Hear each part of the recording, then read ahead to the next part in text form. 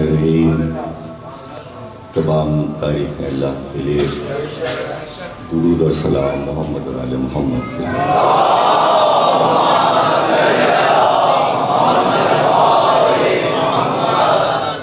دعائیں سے میں عرفان آلوی کے لیے باپ کے محمد و آل محمد اللہ صحت کلی عطا فرمائے.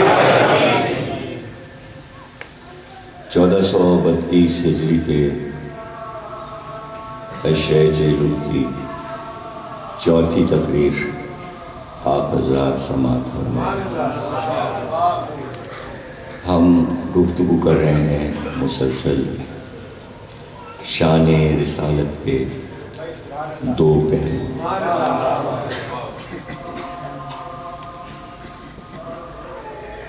جب تک ہم الگ الگ ان دونوں رخوں کو سمجھ نہ لیں اس وقت تک ذہن میں یہ سوالات آتے رہیں گے کہ فلاں چیز انہیں معلوم تھی اور پھر انہوں نے ایسا کیوں کیا. تو ظاہر ہے کہ ہمارا ذہن اور ہماری قربتیں، ہمارا دل چونکہ آل محمد سے ہے، ورنہ یہی سوالات جو مولا علی کے لیے لوگ کرتے ہیں یا دیگر ائمہ کے بارے میں کہ ان کو یہ پتا تھا تو ادھر کیوں گئے، ان کو یہ پتا تھا، تو یہی سوال حضرت آدم کے لیے بھی ہو سکتا ہے، حضرت نوح کے لیے بھی ہو سکتا ہے، حضرت ابراہیم، حضرت موسیٰ، حضرت عیسیٰ اور ذات رسالت کے لیے بھی ہو سکتا ہے. لیکن ان کے بارے میں نہیں سوچتے لوگ اور زیادہ معلومات ان کے بارے میں نہیں. زیادہ معلومات جو ہے سوالات کرنے والوں کی وہ چونکہ مجالس میں ذکر ہے تو اب وہ طرح طرح کے سوالات ذہنوں میں آتے ہیں اور لوگ اس پہ آپس میں الجھ جاتے ہیں اور بحث کرنے لگتے ہیں. حالانکہ وہی سارے مسائل ہر جگہ موجود ہیں اور وہ مسئلے اسی لیے موجود ہیں کہ ہم یہ نہیں سمجھ پاتے کہ روحانی اختیار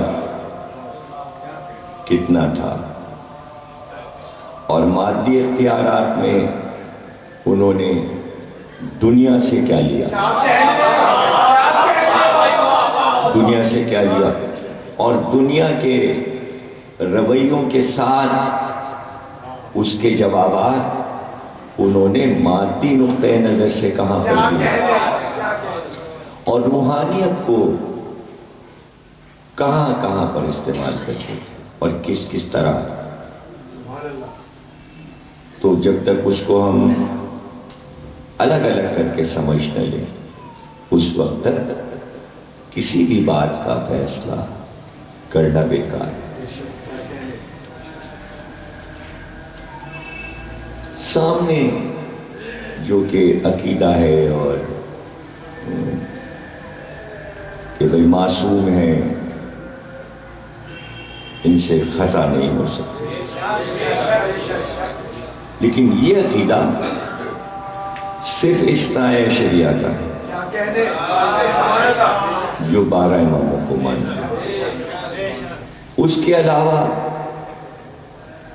پورا عالم اسلام، امت، سارے مسلمان وہ اس بات کے قائل نہیں ہیں. وہ حضرت علی کو معصوم نہیں مانتے اور اس پر بحث کرتے ہیں کہ جو لوگ معصوم مانتے ہیں ان کو اس دائرے سے باہر آ کر علی کو دیکھنا چاہیے. یعنی وہ آپ کو کھینچ کر لانا چاہتے ہیں صرف مادے کی طرف. مادے کی طرف. تو اب ظاہر ہے کہ ان کے لیے یہ مشکل نہیں ہے کہ وہ تنقیدیں کریں، اس لیے کہ وہ معصوم بھی مانتے ہیں. اور انہوں نے عصمت کی جگہ ایک ترکیب خود ہی سوچ کے طے کر لی اور ایک نیا راستہ نکال لیا. انہوں نے اس کا نام رکھا خطائے اجتہادی. خطائے اجتہادی یہ لفظ ایجاد کرنا پڑا امت والوں کو اس بنا پر کہ اگر ہم اس کو ہٹا بھی دیں بات کو اور صرف مادی نقطۂ نظر سے بات کریں تو ایک سوال سامنے آ جاتا ہے کہ بھئی سب کچھ چھوڑ دیجئے آپ، لیکن علی چوتھے خلیفہ تھے، تو اس سے پہلے جو خلفاء تھے آپ کی تاریخ نے کہا کہ جو بھی ان کے خلاف بولے اسے قتل کر دیا. یعنی علی سے پہلے جو خلفاء ہیں ان کے خلاف جن لوگوں نے باتیں کی ان کو قتل کر دیا گیا، اور جنہوں نے بھی ان سے جنگیں کی ان کو کافر کہا. اب آئے علی تو اب علی کے مقابل بھی جنگیں ہوئیں.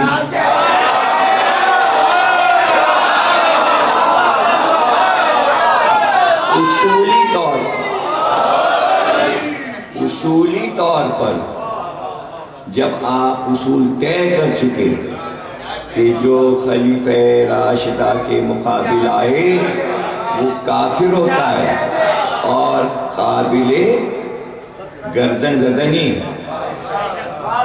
لیکن جلدی سے ایک ترکیب نکالی ان کا خطا اجتہادی، یعنی علی کے مقابل جو آ رہے ہیں وہ سب مجتہد ہیں.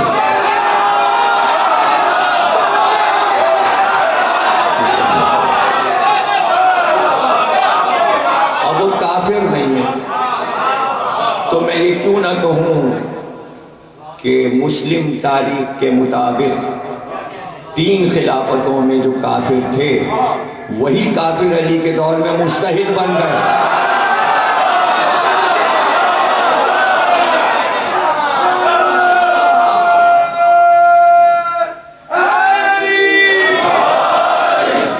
یعنی ان کو کہا کہ بھئی یہ خطائے اجتہادی، یعنی ایسا ہو سکتا ہے اور یہ معاف ہے.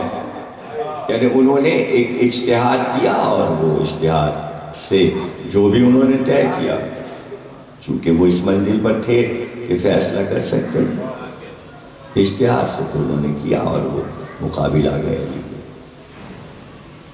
تو اگر یہ ساری باتیں سامنے رکھی جائیں تو یہ غلط فہمیاں کیوں ہیں؟ یہ غلط فہمیاں اس لیے ہیں کہ ہم تاریخ انبیاء کو سمجھے نہیں، ہم تمام انبیاء کو نہیں سمجھے، اور ان کے کردار کو سمجھنے کی ضرورت ہے کہ ان کا روحانی کردار اور ان کا مادی کردار. جب ہم آدم سے عیسیٰ تک سب کو سمجھ لیں پھر خاتم کو سمجھیں اور پھر ہم علی کے کردار کو، اور یہاں پر آ کر ہم اطمینان سے پھر گفتگو کریں تو بات سمجھ میں آ جائے.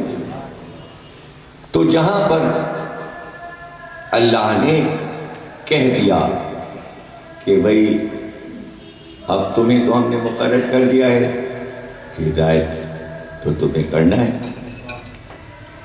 اب اس میں یہ ہے کہ اگر روحانی اعتبار سے قدم قدم پہ معجزے مانگو تو وہ بھی ہم تیار ہیں،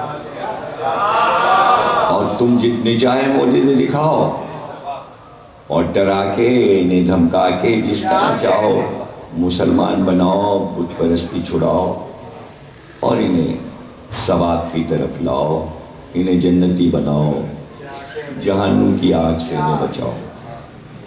تو اجازت ہے، کرو ایسا کرو. اور اگر یہ چاہتے ہو کہ مادی راستوں سے، تو پھر ان کے مظالم سہو، مظالم سہو، اور جتنے بھی ظلم تصور ہو سکتے ہیں ان سے وہ سب ہوں گے، وہ رد نہیں ہو سکتے.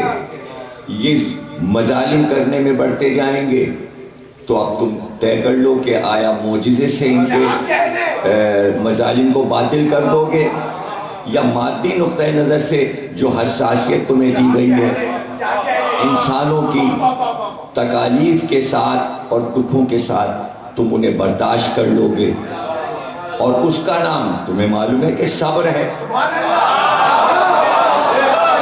یہ سارا تعین ہو چکا ہے کہ جو کچھ انبیاء کے ساتھ سختی ہوگی اس کا نام اللہ نے ظلم رکھا ہے، اور جو عمل یہ کریں گے اس ظلم کے جواب میں اللہ نے اس کا نام صبر رکھا ہے. اور اگر یہ مار ڈالے جائیں اللہ کی راہ میں تو اس کو شہادت کہا جائے گا. یہ سارے الفاظ پہلے ہی طے ہو چکے ہیں، اور دونوں طرح کی لغتیں اللہ نے تیار کر دی تھی آدم کے دور میں، کہ اگر آپ صفر بنانا چاہیں معجزے کو تو لفظ معجزہ بھی رکھ دیا، یعنی ان کو عاجز کر دیا جائے، ان کو بے ہتھیار کر دیا جائے صرف مظاہر قدرت کے دکھا کر. اور اس صورت میں یہ بھی ہے کہ اگر تم چاہو کہ بھئی یہ تم نے طے کر لیا کہ اب یہ کہا نہیں مانیں گے اور یہ حد سے گزر گئی ہے بات بہت سمجھانے کے باوجود، تو پھر ان کو فنا بھی کر دیا جائے گا، ان کو جان سے بھی مار دیا جائے گا، طوفان بھی آ جائے گا، عذاب بھی آ جائے گا. سب کچھ تمہارے اختیار پر ہے. ہم نے تمہیں خلق بنا دیا اس زمین کا، تمہاری ایک مٹھی میں عرش ہے اور ایک مٹھی میں فرش ہے. اب تم جیسے چاہو اسے زیر و زبر کر دو.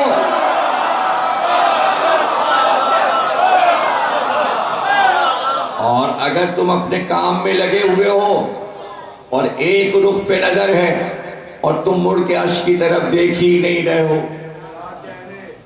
تو کیا کہنا، پھر تمہارا ثواب اور بڑھ جائے گا، تمہارا ثواب اور بڑھ جائے گا. اگر ہمارے تمام آسمانی اختیارات استعمال کر کے تم نے نبوت کی تو اتنا ثواب نہیں ہوگا جتنا مادی نقطۂ نظر سے سارے کام کر کے ان انسانوں کی طرح پھر ان کا مقابلہ کر کے اور پھر ان پر حاوی ہو کر انہیں پست کر کے اور ان کے ظلم پر انہیں ذلیل کر کے تو تمہارا مرتبہ بڑھ جائے گا. ہم تمہارا مرتبہ بڑھا دیں گے، ہم تمہارا مرتبہ بڑھا دیں گے. اب دیکھو نا کہ یہ جو ہم نے کہا کہ بچے کو پیش کرو، تو کہیں ایسا ہوتا ہے کہ معبود خود ہی اپنا نمائندہ بنائے اور اس سے کہے اپنا بچہ ہم کو دے دو، ذبح کر دو. ایسا نہیں ہوگا. اس سے ہماری قدرت کو کیا فائدہ؟ یہ ہم نے تمہیں احساس دلایا ہے کہ آئندہ انسانیت ایسا کرنے والی ہے کہ اے انبیاء تمہارے بچوں کو ذبح کیا جائے گا. یہ ہم نے ایک شعور پیدا کیا آگے کے لیے، مستقبل کے لیے، کہ ایسا ہونے والا ہے، ایسا ہونے والا ہے. تو اس وقت کیا کیا کرو گے؟ پھر بتاؤ ہمیں، کیا تم صبر کرو گے؟ کہیں ایسا تو نہیں ہے کہ جب انسانیت تمہارے اوپر الغار کرے اور تمہارے بچوں کو مارے تو تم پھر اس وقت معجزہ طلب کرو اور پھر کہو کہ پروردگار عذاب لا، ہم لائیں گے، ہم بچے کو بچا لیں گے جیسے ہم نے یہاں بچا لیا، جیسے ہم نے یہ نمونہ اسی لیے دکھایا کہ اگر ہم حکم دے سکتے ہیں تو بچا بھی سکتے ہیں، اور وہاں اگر ہم انسانیت کے مظالم سے تمہارے پاس ساری اولاد جا رہی ہے، تو وہاں ہم دیکھ رہے ہیں اور ہم تمہارا صبر دیکھ رہے ہیں. جہاں تک کر سکنا کرنا، نہ ہو سکے تو ہم سے کہنا کہ ہم نہیں چاہتے کہ خنجر چلے.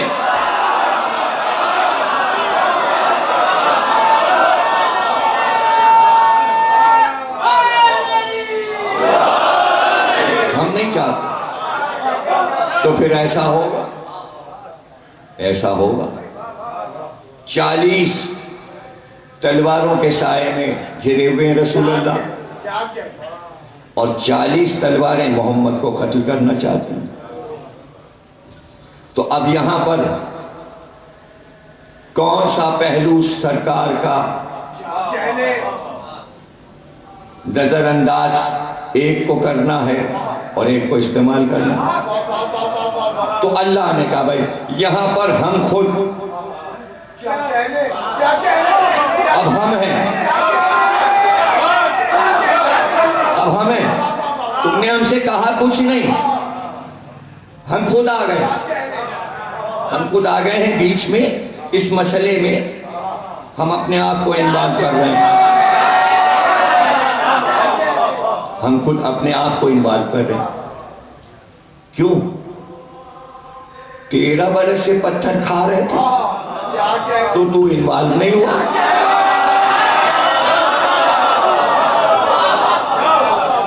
یہ شب ہجرت جو انوالو ہو گیا، جبریل کو بھیج دیا کہ بھئی وہ قتل سے کے ارادے سے آئے ہوئے ہیں، 40 آدمی آئے ہیں تلواریں لے کر، اور تم نکل جاؤ، اور تم اس طرح جاؤ، معجزے سے جاؤ، یہ تمہیں دیکھ نہیں سکیں گے، تم ان کے بیچ سے نکلتے ہوئے چلے جاؤ.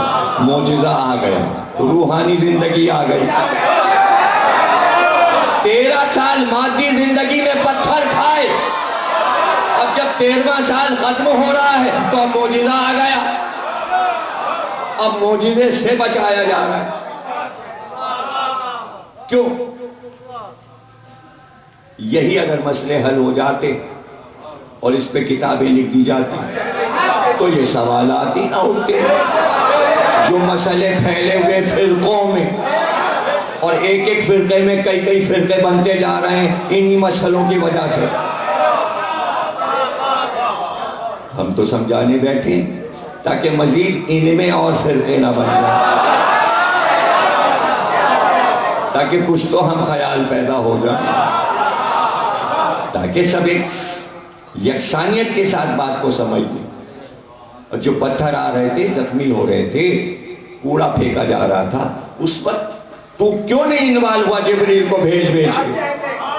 نہیں، ہم کوڑا کسی کو نہیں پھینکنے دیں گے، نہیں ہم پتھر کسی کو نہیں مار. جاؤ جبریل محمد کو بچا لو، وہ گلی میں ابھی نکلے ہیں، اوجڑی پھینکی جائے گی، اس سے پہلے کہ پھینکی جائے معجزہ حائل ہوگا.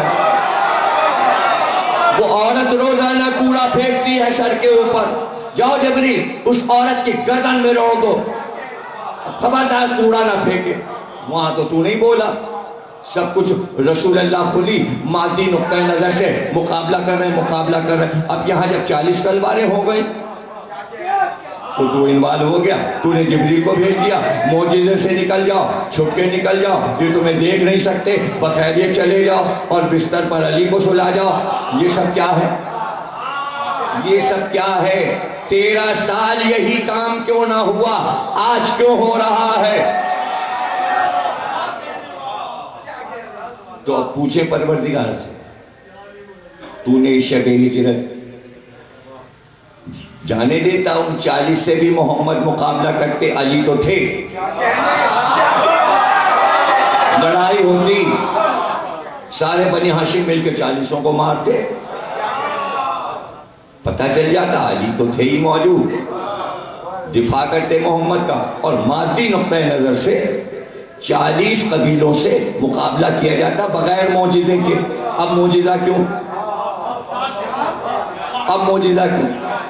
تو اب اللہ نے دیا جواب ہمیں، کا بات یہ تھی کہ مادی نقطۂ نظر سے ہی محمد کو مکے میں کام کرنا تھا. ان کی طلب پر معجزہ دکھایا کرتے تھے. جب انہوں نے کہا چاند توڑ دو تو توڑ دیا، لیکن ایسا کوئی معجزہ محمد کو نہیں دکھانا کہ ان پر عذاب آ جائے، پتھر برسے، پہاڑ پھٹ جائے، ان کے سر پہ پہاڑ گر جائے. نہیں، ان کو تباہ و برباد نہیں کرنا معجزہ دکھا کر، رحمت بنے رہنا ہے. یہ پتھر مارے، جوابی پتھر نہیں جائیں گے. اس لیے کہ اللہ کہہ رہا ہے ہمیں یہ اطمینان ہے، ہمیں یہ اطمینان ہے کہ سارے مظالم کے باوجود کوئی محمد کو 13 سال مار نہ سکے گا، اس لیے کہ ابو طالب بیٹھے ہیں.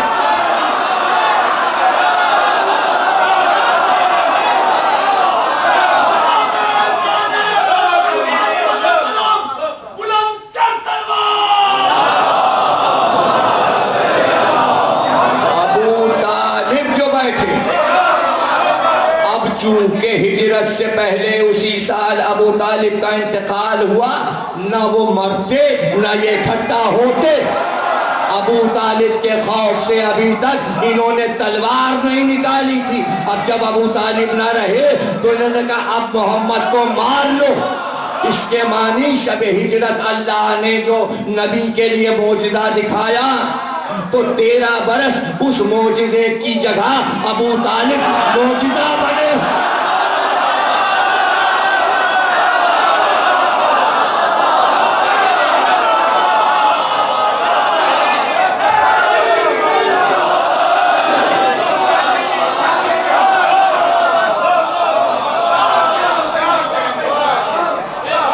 یعنی مکے میں سب سے بڑا معجزہ دین آنے کے بعد، وحی آنے کے بعد سب سے بڑا معجزہ ابو طالب تھے. تو اللہ کبھی کبھی ہستیوں کو بھی معجزہ بناتا ہے، اس میں پریشان نہ ہو جائیں. بھائی آپ یہ سوچئے شق قمر کیا ہے معجزہ؟ چاند کا ٹوٹ جانا. رجت شمس کیا ہے؟ سورج کا پلٹ آنا. تو آفتاب و مہتاب اور ستارے اور پانی، ہوا اور دریا، زمین افضل ہے یا محمد کے اجداد افضل ہیں؟ موازنہ کریں، سورج افضل یا ابو طالب افضل؟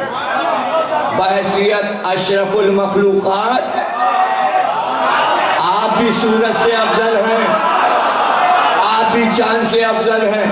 اے اشرف کیوں ہیں آپ؟ تو اپنے معاملے میں تو آپ کہتے ہیں ہم اشرف ہیں، ہر چیز سے اشرف ہے، درخت سے بھی اشرف، جمادات سے بھی افضل کہتے ہیں نا. تو اب نبی سے کہا یہ پتھر بولیں، نبی نے پتھر بولا، پتھر نے کہا لا الہ الا اللہ. انہوں نے کہا وہ سامنے والا درخت اڑتا ہوا ہے، اڑتا ہوا آیا. یہ نباتات، یہ جمادات، وہ گول یہ چلا جا رہا تھا، ایک جانور اس کے گود میں تھا، کہا یہ بولے. محمد نے کہا یہ بولے، اس نے کہا لا الہ الا اللہ. یہ حیوانات. تو اب 3 تو مخلوقات سے انسان افضل ہے، جمادات، نباتات، حیوانات. ٹھہرو، محمد کے سامنے پتھر نے کلمہ پڑھا، حیوان نے کلمہ پڑھا، درخت نے کلمہ پڑھا، اور اشرف المخلوقات ابو طالب.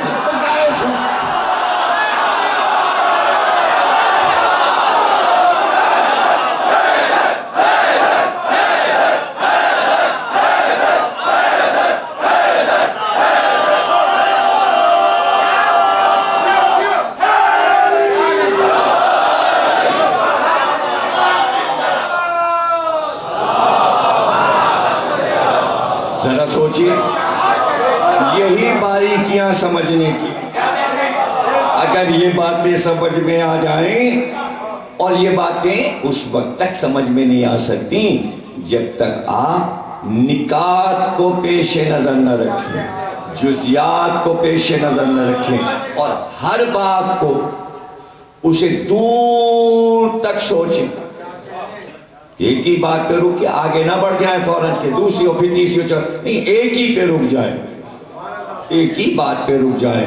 تو اب معجزے سے روحانی زندگی سے نبی مکے سے نکل گئے. تو اب کوئی کہے کہ صاحب وہ تو یہاں پر تو دیکھیں 13 سال تو انہوں نے مادی دفاع کیا، اور شب ہجرت جب طاقت بڑی ہو گئی کفر کی تو پھر معجزہ دکھانا پڑا. پھر معجزہ دکھانا پڑا. اس وقت آپ کہتے کہ جب محمد پورے خاندان کو لے کر نکل جاتے، روحانی زندگی سے محمد چلے گئے، مادی نقطۂ نظر سے علی لے کے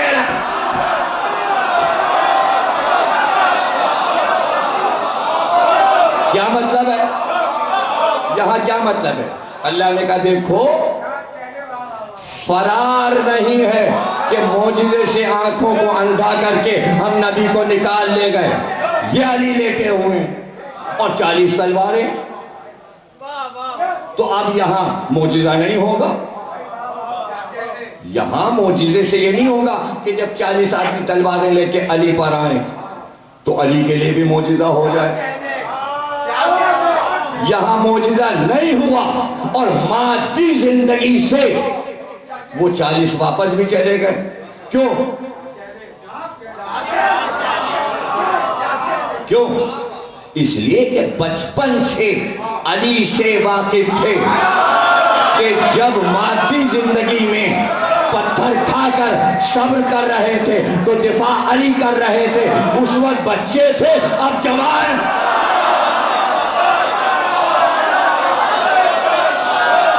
اس وقت بچے تھے، اس وقت بچے تھے، اب جوان ہیں. اور یہ نبی نہیں ہے، سمجھے نا، یہ نبی نہیں ہے. انہیں اندازہ تھا کہ 13 سال ہم نے پتھر مارے، محمد نے تلوار نہیں اٹھائی. تو اب انہیں عادت پڑ گئی تھی اور وہ جان گئے تھے کہ نبی تلوار نہیں اٹھائے گا. لیکن علی کا چہرہ دیکھ کر سمجھ گئے تھے کہ اگر ہم نے تلوار اٹھائی تو یہ تلوار اٹھائے گا، یہ نبی نہیں ہے.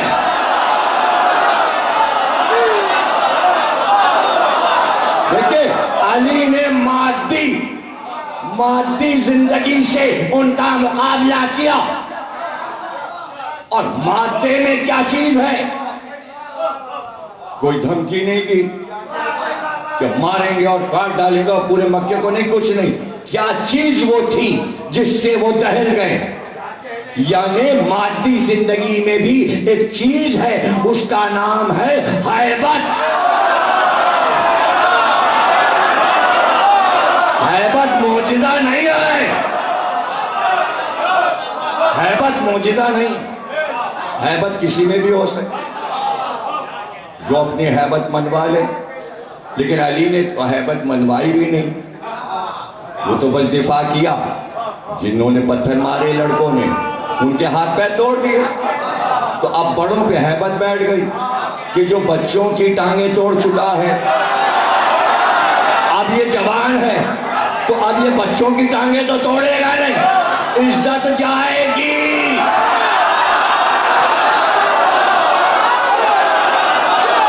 شان جائے گی، وڈیرا بن جائے گا، جاگیرداری جائے گی، رئیسانہ شان جائے گی.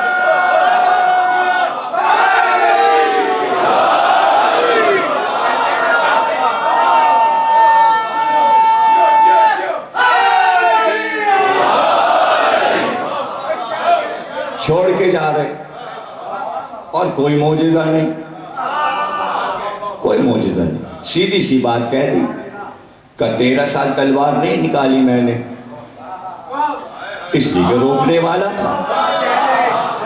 اگر آج نکل آئی تو بات بھی کہہ دی. ان کے بعد سمجھ میں آ گئی کہ واقعی اگر نکل آئی تو تلوار سے تلوار ٹکرائے گی. ایسا تو ہوگا نہیں کہ ہم تلواریں چلائیں اور یہ خالی ہاتھ رہے گا. یعنی معجزہ نہیں ہوگا،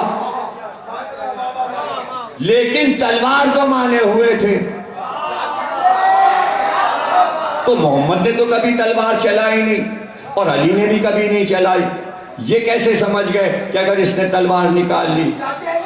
کبھی علی کو تلوار چلاتے بھی نہیں دیکھا, کہیں علی کو تلوار سیکھتے بھی نہیں دیکھا, کسی میدان میں جا کے پریکٹس بھی نہیں کی. پھر انہیں یہ پتا کیسے کہ اگر آج علی نے تلوار نکال لی تو ہم مقابلہ نہیں کر پائیں گے؟ اس میں کیا راز تھا؟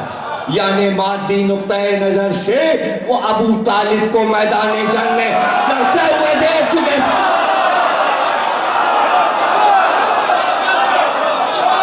ابو طالب کو لڑتے ہوئے دیکھ چکے کئی جنگوں میں. کئی جنگوں میں انہوں نے ابو طالب کو لڑتے ہوئے دیکھا تھا اور جان رہے تھے یہ ابو طالب کا بیٹا ہے, یہ ابو طالب کا بیٹا ہے اور جو کہہ رہا ہے یہ سچ کہہ رہا ہے. اگر تلوار نکال لی تو سب وڈرا ہو گئے, پورا مکہ وڈرا ہو گیا. اب آپ سوچئے, یہاں پہ طے کیجئے, پورا مکہ شہر بھرا ہوا ہے کافروں سے, اور اس پورے شہر میں علی اکیلے, اور باہر نکل کے انتظام بھی کر رہے ہیں جانے کا, ناکے بھی باندھ رہے ہیں, سب کو جمع بھی کر رہے ہیں, بچوں کو عورتوں کو ناکے پہ بٹھا رہے ہیں. کافی موقع ہے کافروں کے پاس, اکٹھا ہو کے آئیں اور علی کو مار لیں, علی کو مار لیں. اب یہاں معجزے کی کوئی ضرورت ہی نہیں. اب یہاں کیا چیز ہے؟ یہاں معجزہ نہیں ہے, یہاں کیا ہے؟ شان. ارے بھائی مادی دنیا میں ایک چیز شان بھی تو ہے, وہ شان نہیں. کون سی؟ تھوڑی سی دولت آ گئی, نو دولت کی شان دکھانے لگے, وہ شان نہیں. یہ ہے شان خدائی, شان الہی, شان محمد, شان علی, شان رسالت, شان امامت. اب وہ شان ہے, نہیں آ رہے, جمع ہو کے نہیں آ رہے. انہیں پتا ہے پورا شہر مل کے اگر آ گیا اور علی نے تلوار نکال لی تو آج کلا کما ہو جائے گا. تو تمام کافروں کو یہ یقین ہے, جملہ ضائع نہ ہو, تمام کافروں کو یقین ہے, پورے شہر کو, کہ اگر ہم سب مل کر گئے تو تنہا علی ہم سب کا قیمہ کر دیں گے, کلا کما کر دیں گے. اس لیے نہیں آئے, اس لیے نہیں آئے ہجرت کی صبح. تو پتا چلا کہ محمد سے ہجرت کے بعد مدینے میں کافر محمد کے لشکر سے, سپاہ صحابہ سے نہیں ڈر رہے.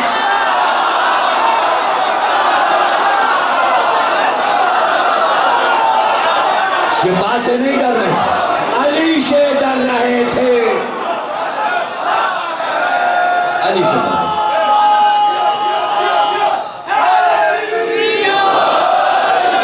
لشکر محمد سے نہیں ڈر رہے تھے. ہم نے تو سیدھی سی بات آپ کو بتا دی, اس لیے کہ یہی کافر مکے والے بدر میں آئے, احد میں آئے, یہی تو آئے, یہی والے مکے والے آئے. تو پورا شہر تھوڑی آیا تھا. بدر میں 1000 آئے تھے, پورا شہر نہیں آیا تھا. وہاں پورا شہر علی سے ڈر رہا تھا. بدر میں 1000 آئے تھے وہی کافر مکے والے, تو وہ لشکر سے نہیں ڈر رہے تھے, وہ اسی علی سے ڈر رہے تھے جو ہجرت کی رات رک گیا تھا. اس کا رکنا, اگر میں یہیں رک جاؤں تو عشرہ پورا ہو جائے. جہاں علی رکے ہیں شب ہجرت, میں وہیں رک جاؤں. اس لیے کہ وہ یہ بات سمجھ گئے کہ محمد نے علی کو کیوں چھوڑا. محمد نے علی کو کیوں چھوڑا؟ اگر محمد کو یہ پتا ہوتا کہ علی یہاں ذبح ہو جائیں گے تو کبھی نہ چھوڑتے. اطمینان تھا کہ ذبح نہیں ہوں گے. تو اب کافر سمجھ گئے کہ چھوڑنا یہ بتا رہا ہے علی کو یہاں کہ اس کے پیچھے کوئی راز ہے. اس راز کو حل کرنے میں لگ گئے. اور دن گزر گیا اور علی چلے گئے. تھک جاؤ گے.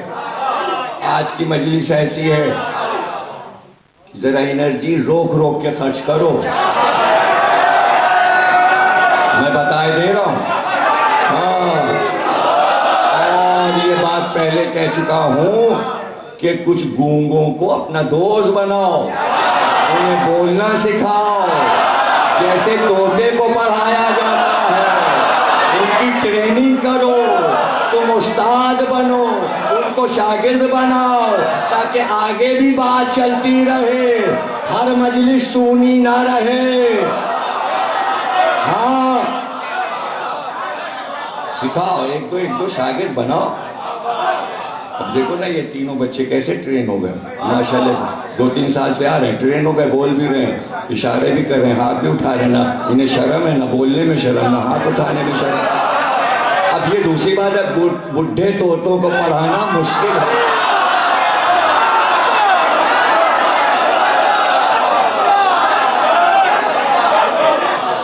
بہرحال صحبت کا اثر ہوتا ہے. خربوزہ دیکھ کے خربوزے کو رنگ پکڑتا ہے. تو اگر انہیں رحم آ گیا تم پر کہ چلو یہ بیچارے تھک نہ جائیں, ابھی تو تقریر شروع ہوئی ہے, آگے کیا ہوگا, تو شاید مدد کر دیں. تو انہیں کیا راز وقت کا ہے میں لگ گیا. علی کو مارنے کیوں نہیں آئے؟ وہ سب بیٹھ گئے, وہ راز تلاش کرنے کے تنہا علی کو کیوں چھوڑ گئے؟ وہاں سے بات شروع ہوئی کہ راز کیا ہے, اور اب اس تگو میں لگ گئے راز کیا ہے. اب تم نہیں سمجھ سکتے کہ کافر کون سا راز تلاش کر رہا تھا. ابھی کلمہ نہیں پڑھا, وہ راز تلاش کر رہے ہیں. کیا واقعی آسمانی ہے؟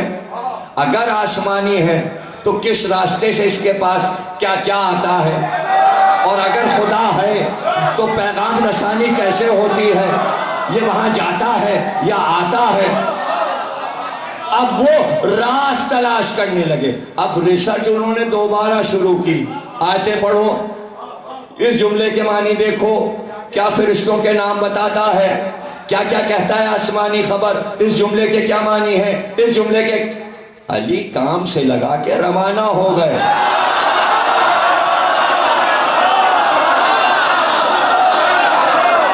دیکھیے کافروں میں اسلام کے بارے میں ریسرچ جب شروع ہوئی تو ذات علی کی وجہ سے.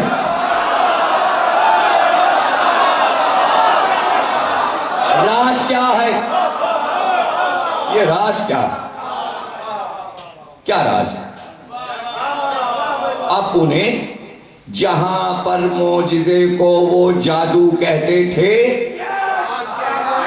تو جب دیکھیے جادو کو معجزہ کاٹ دے تو اب جادوگر مجبور ہوتا ہے سوچنے پر راز کیا ہے. نہیں سمجھ رہے آپ؟ بھائی جادوگر بہت اوپر جاتا ہے, اس نے بڑا جادو پھینکا, ہم اس سے بڑا جادو پھینکیں گے, اس نے اور بڑا جادو پھینکا, ہم اور بڑا. ایک جگہ آ کے جادو کا اثر ختم ہونے لگتا ہے تو وہ کہتا ہے یہ کتنا بڑا جادوگر ہے, لیکن جتنے بھی جادو کی قسمیں ہیں یہ اس کے اوپر چلا گیا. تو آپ وہ سوچنے لگے راز کیا ہے, راز کیا ہے. کوئی اور جادوگر کہیں بیٹھا ہے جو اسے گائیڈ کر رہا ہے, اور اچانک ہوتا ہے, ہم تو کچھ منتر پڑھتے ہیں پھر ہوتا ہے.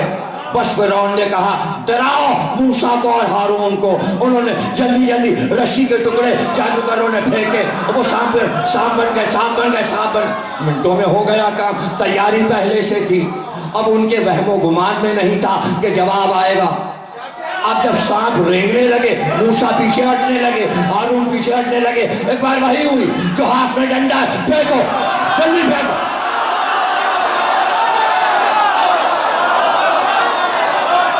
پھینک دو عصا. موسیٰ نے گھبرا کے عصا کو پھینکا, اور جو پھینکا تو اتنا بڑا اژدہا کہ موسیٰ کا وہ اژدہا اتنا بڑا اژدہا بنا کہ فرعون کے محل کی آخری منزل پر اس کا سر آیا اور ایک بار وہ آگے بڑھا ہے بت سے فرعون تھر تھر کانپنے لگا.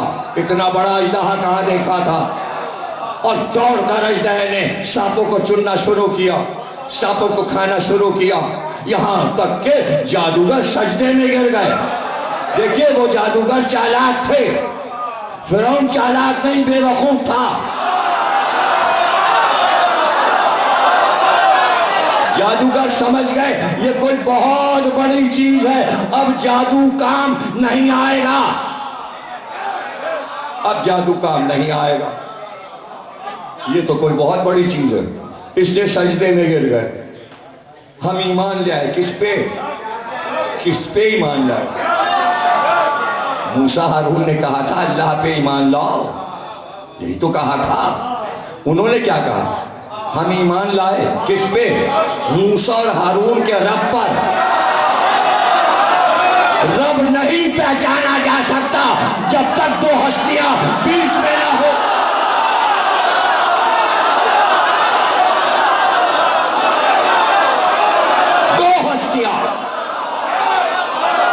دو ہستیاں تو بس جیسے عصا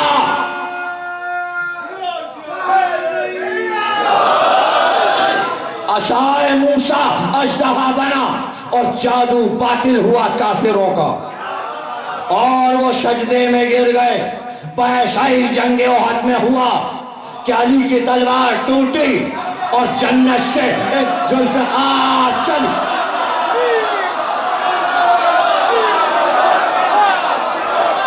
ذوالفقار چلی, اور جب ذوالفقار چلی تو کبھی وہ اژدہا بنی اور اژدہا بن کر کفر کے سانپوں کو کھا لیا. جنہیں مرنا تھا وہ مر گئے, جنہیں مرنا تھا زیر ذوالفقار آنا تھا وہ مر گئے. وہاں چند جادوگر سجدے میں گرے, ذوالفقار جو چلی پورا عرب سجدے میں.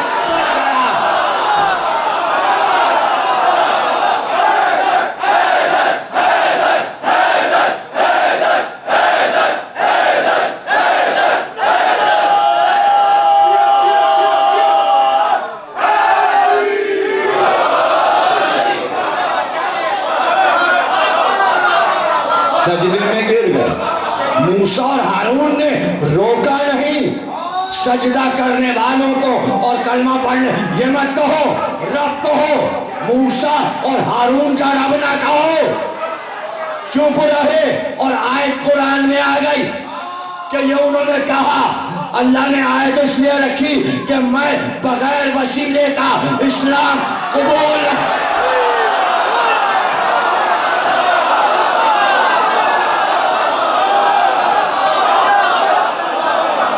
پڑھی. احد والوں نے آیت پڑھی, موسیٰ اور ہارون والی آیت خندق و خیبر والوں نے پڑھی, بس سمجھ گئے وہ تو نظر آتا نہیں, جلدی سے اس کا سجدہ کر لو. سجدہ تو پہلے بتوں کو بھی کرتے تھے, اب بغیر دیکھے سجدہ کر لو. لیکن ہم یہ نہیں کہیں گے کہ محمد اور علی کے رب پر ایمان لائے. تو پتہ چلا دشمنی اللہ سے نہ ہوئی, دشمنی محمد اور ان کا نام نہیں لیں گے, ان کا نام نہیں لیں گے. نہیں سمجھے آپ, نام لینا تھا لیکن انہوں نے نہیں لیا. نام لینا تھا نہیں لیا. اچھا کیا کہ برا, چونکہ نہیں لیا نام تو اب تک توحید سمجھ میں نہ آئی. اگر نام لے لیتے تو آپ کہتے بھائی لا الہ کے بعد دونوں کا نام لینا چاہیے, محمد کا بھی اور علی کا بھی. چونکہ انہوں نے نہیں لیا تو کیا ان کی سنت پر عمل کرتے ہوئے صرف لا الہ الا اللہ. کچھ فرق تو ہو. وہ کافر سے مسلمان ہوئے تھے، تو مسلمان باپ سے پیدا ہو کے مسلمان ہوئے، تو کیا اپنے آپ کو ان سے ملانا چاہتے ہو؟ تم تو کہو کہ ہاں رب کو پہچانا محمد اور علی کی وجہ سے۔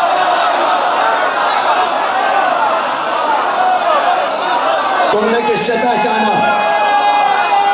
آج کے مسلمانوں نے کس سے پہچانا؟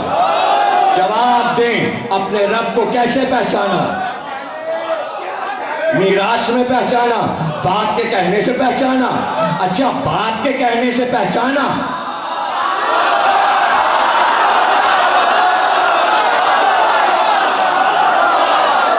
باپ کے کہنے سے پہچانا۔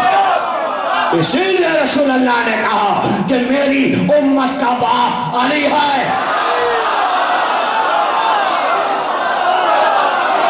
میری امت کا باپ علی ہے، علی اس امت کے باپ ہیں، اپنے کو نہیں کہا، علی کو کہا، علی امت کے باپ، اور میری بیویاں اللہ کے حکم پر امت کی مائیں۔ اب چونکہ پہلے علی کو امت کا باپ بنا دیا،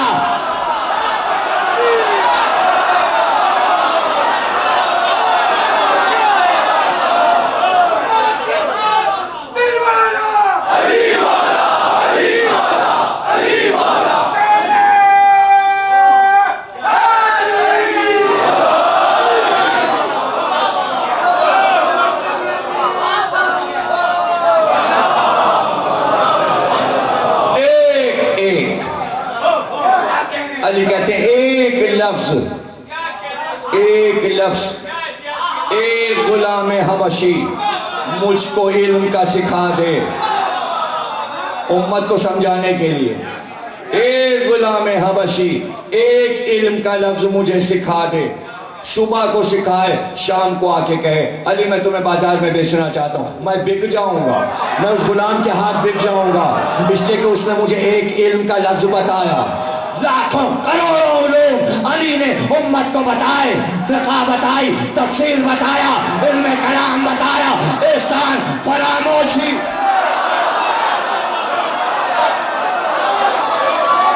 علی کے علاوہ کسی اور نے بتایا؟ علی کے علاوہ کسی اور نے بتایا؟ تم سانس نہ لینے دیتے علی کو، اس لیے کہ علم کے لیے طے شدہ بات ہے سکون کا ماحول، اس لیے کالج، اسکول پبلک مقامات پہ نہیں رکھے جاتے، شہر سے دور یونیورسٹیز بنتی ہیں، سکون سے پرفضا مقام پر آسودگی سے طالب علم حاصل کریں۔ بڑے بڑے پرانے زمانے میں ارسطو، سقراط سب صحراؤں میں فرش بچھا کے زمین پہ پڑھتے تھے، پڑھاتے تھے۔ سکون چاہیے، علم کے لیے سکون چاہیے، سکون چاہیے، سکون چاہیے۔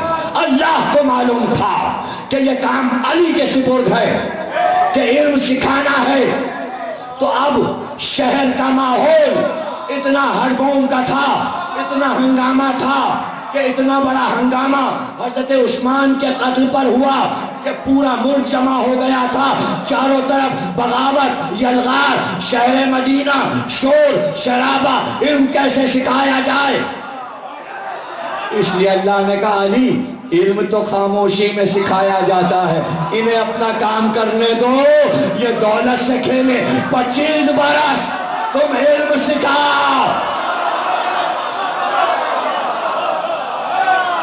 اب یہاں پہ سمجھ لیجئے بات، علم معجزے سے نہیں سکھایا جاتا،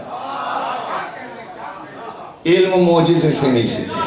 بہت سے لوگ چاہتے ہیں معجزہ ہو جائے، تعویذ دے دیجیے، دعا پڑھ دیجیے، پوری کتاب ہم ایسے ہی بس لکھائیں جا کے پیپر، نہیں، اس کے لیے تگ و دو ہوتی ہے، ذہن استعمال ہوگا، قدم اٹھیں گے، کالج اسکول جانا ہوگا، راتوں کو جاگنا ہوگا، بچوں کو سکھانا ہوگا، پہلے حرف بنانا سیکھو، حرف پہچانو، تصویریں پہچانو، لفظ کو سمجھو، پھر عبارت سمجھو، اسپیلنگ یاد کرو، تگ و دو کے بعد 10-12 برس کے بعد یہ منزل آئی کہ کئی زبانیں بولنے لگے، آسان ہو گئے پیپر، اب یونیورسٹی کی منزل پہ پہنچ گئے، اب ڈگریاں لینے لگے، اب علم آسان ہو گیا، اس لیے کہ بنیاد مضبوط ہو گئی، بنیاد مضبوط ہو گئی۔ معجزہ کوئی نہیں ہوا،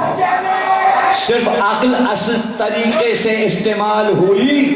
جس طالب علم نے مکمل عقل استعمال کی وہ اعلیٰ ہو گیا، وہ فرسٹ ڈویژن ہو گیا، اس سے کم عقل والا سیکنڈ ڈویژن، اس سے کم عقل والا تھرڈ ڈویژن، کچھ فیل ہو گئے، کچھ گنڈے بن گئے،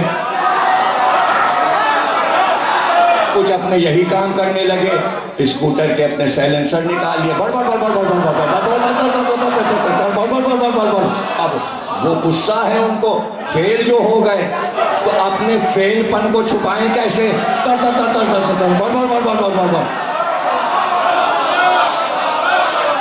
شور کر کے بتا رہے ہم ہیں ہم ہیں ہم ہیں، اور تم کیا ہو؟ پڑھا بھی، لکھا بھی، سیکھا بھی، اچھے طالب علم بنے۔ اچھا طالب علم بننا ضروری ہے، تو اب سمجھ گئے آپ تڑ بڑبڑ والے بھی طالب علم ہوتے ہیں،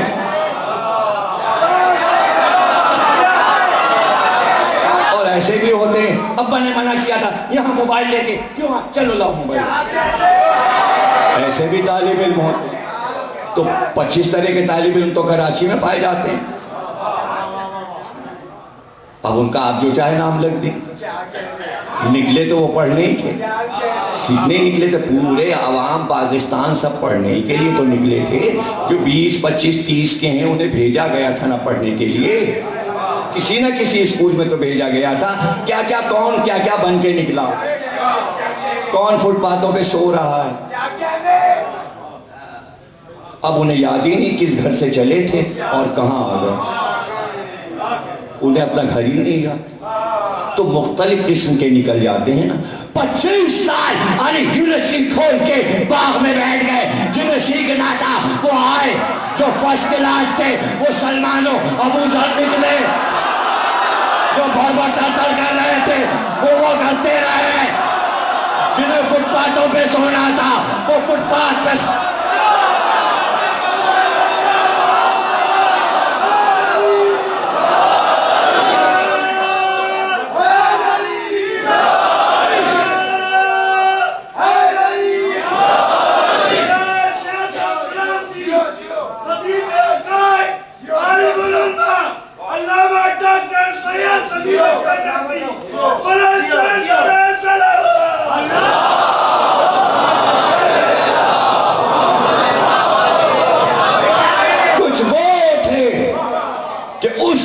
پر علم کے پہنچے، وہاں پہنچے کہ آغاز میں کیا ہوا تھا اور دنیا کے انجام میں کیا ہوگا۔ مکانا ما یکون، سلمان فارسی، کائنات سے پہلے کا علم، کائنات ختم ہوگی اس کے بعد کا علم۔ سلمان وہاں پہنچ گئے، محنت کی، پہنچ گئے، ابو ذر پہنچ گئے، میسم پہنچ گئے، عبداللہ ابن عباس نہیں پہنچے، عبداللہ ابن عباس آ گئے کوفے، تو میسم نے کہا بڑا تفسیر قرآن پڑھی ہے، آؤ میں لکھوا دوں تفسیر قرآن، اس سے پہلے کہ میں نہ رہوں۔ جلدی سے عبداللہ ابن عباس نے کہا بولو، لکھنے بیٹھ گئے، لکھتے لکھتے لکھواتے رہے میسم یہ لکھو، یہ آیت لکھو اس کی تفسیر، یہ آیت لکھو اس کی تفسیر، اور بیچ بیچ میں کہتے رہے ارے کیا عالم ہوگا جب میں سولی پہ لٹکایا جاؤں گا، کیا عالم ہوگا جب میرے ناک سے خون بہے گا اور ظالم مجھے قتل کر دے گا، میری زبان کاٹے گا۔ تو لکھتے لکھتے عبداللہ ابن عباس کہنے لگے تم تو کاہنوں کی طرح باتیں کرنے لگے، ابھی تو تم مفسر تھے۔ پتا چلا جو میسم کے پاس علم ہے عبداللہ ابن عباس کے پاس نہیں۔ طالب علم الگ الگ ہے، اس کا کشف، اس کا جذب، چاہے جیسے سیکھ لے، جہاں تک چاہے سیکھ لے، جہاں تک جائے۔ تو اب سلمان یہاں تک آ گئے کہ کائنات کے شروع کا بتائیں، دنیا کا خاتمہ بتائیں، اس کے بعد کا بتائیں. اتنا علم آ گیا سیکھتے سیکھتے مولا سے. تو اب دنیا دیکھ کے کہ اوہو عبداللہ ابن عباس کی تفسیر کا کیا کہنا. اب سارے فرقے عبداللہ ابن عباس سے تفسیر لے رہے ہیں، مولا علی کی تفسیر چھوڑ دی. اب فلاں شاگرد سے علم لے رہے ہیں، کیا کہنا علم حدیث میں ابو ہریرہ کا، اور مولا کی حدیثیں چھوڑ دی. نہیں سمجھے. کچھ شاگرد شان جب دکھاتے ہیں تو لوگ استادوں کو بھول جاتے ہیں اور شاگردوں کے پیچھے چلنے لگتے. ہاں بھائی ہاں انہوں نے سیکھ کے اتنی ترقی کی کہ یہ استاد سے آگے بڑھ گئے. مولا علی کو معلوم تھا کہ ان شاگردوں میں کچھ ایسے نکلیں گے جو مجھ سے مقابلہ کریں گے، جیسے حسن بصری. تو اب کیا ہو، علی نے چاہا کہ علم کی سطح بتائیں. علی نے چاہا نہ. جو اچھے شاگرد ہوتے ہیں وہ بھانپ جاتے ہیں کہ ایسے کچھ ہمارے ساتھی نکل رہے ہیں جو ہمارے استاد کی بے عزتی کرنے والے ہیں. تو وہ جو اچھے شاگرد ہوتے ہیں وہ پہلی سے سد باب کر لیتے ہیں، خبردار جو استاد سے تم نے مقابلہ کیا. تو علی کا پہلا شاگرد جو تھا قدیم، وہ تھا جبریل.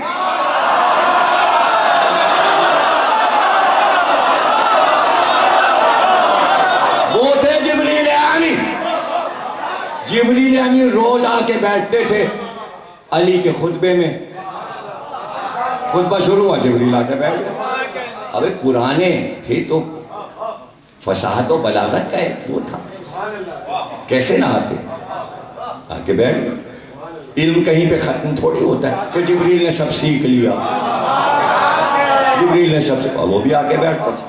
دیکھتے تھے علی کی بزم کا ایک لطف تھا، کشف و جذب کا عالم تھا. آ کے بیٹھتے تھے، روز بیٹھتے تھے. سارے شاگرد بیٹھے تھے اور علی ممبر پہ تھے. ایک بار جبریل نے سب کے چہرے دیکھے. کیا آج بتا تو دیں علی کی بز میں بیٹھنے والوں کو کہ کہیں علی کے علم سے مقابلہ نہ کرنا. 20 مجمع سے جبریل اٹھے انسانی شکل میں، مادی نقطۂ نظر سے اٹھے، روحانیت کو چھپا کے تقیہ کیا، انسانی شکل میں اٹھے. کہا اچھا آپ نے کہا سلونی، تو بتائیے اس وقت جبریل کہاں ہے؟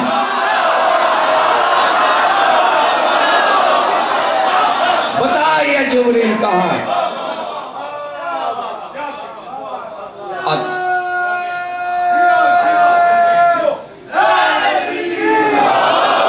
بتائیے جبریل کہاں ہے؟ مجمع ساکت. اس پر جبریل کہاں ہے؟ مجمع ساکت. اور علی، جو جواب علی نے دیا، اس جواب کے پیچھے جو راز ہے، اس راز کو بیان کرنے میں مجھے دیر لگے گی، لیکن وہاں وہ عمل جلدی ہوا، لیکن مجھے بیان کرنے میں دیر لگے گی. اور جب تک بیان نہیں کروں گا وہ بات سمجھ میں نہیں آئے گی. ایک بار علی نے دائیں دیکھا، بائیں دیکھا، ایک سیکنڈ کے لیے، نیچے دیکھا، اوپر دیکھا. کیا دیکھا؟ تمام عالم دیکھ لیے. ایک نظر میں تمام عالم دیکھ لیے. زمین کی تہوں میں دیکھ لیا، سمندر کی تہوں میں دیکھ لیا، مچھلی کے شکم میں دیکھ لیا، سیپ کے موتی میں دیکھ لیا، موتی کے جگر میں دیکھ لیا، آش پہ دیکھا. ایک نگاہ میں پہلا آش دیکھا، دوسرا، تیسرا، چوتھا، پانچواں، چھٹا، ساتواں، لوہ، کرسی، طوبہ، کوثر، سلسبیل. ثم دنا فتدلى فكان قاب قوسين او ادنى. بتانے میں دیر لگی، بتانے میں دیر لگی. علی نے ادھر تلاش کیا جبریل کو، ادھر تلاش کیا، ادھر تلاش کیا، ادھر تلاش کیا، اور اس کو دیکھا. یعنی سب جگہ دیکھ لیا، کہیں جبریل نہیں. کہا جبریل یا میں ہوں یا تو ہے. میں ہوں یا تو ہے، اور میں ہو نہیں سکتا اس لیے کہ میں بشر ہوں. جبریل تو ہے، جبریل تو ہے.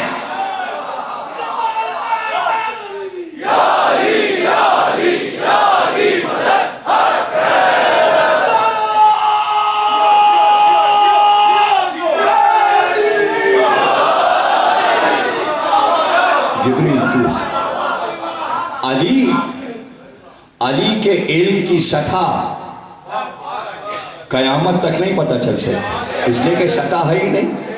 علم میں سطح تھوڑی. جبریل نے بیٹھنے والوں کو بتایا یہ شہر علم کا دروازہ ہے، دعوے نہ کرنا،